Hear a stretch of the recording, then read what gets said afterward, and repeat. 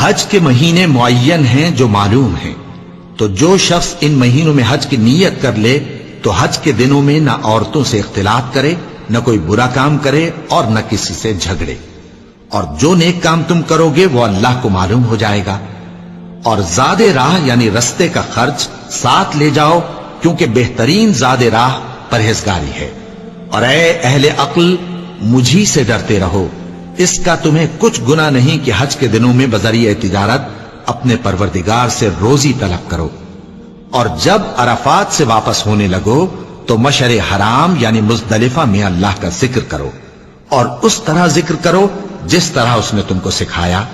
اور اس سے پیشتر تم لوگ ان طریقوں سے محض ناواقف تھے۔ پھر جہاں سے اور لوگ واپس ہوں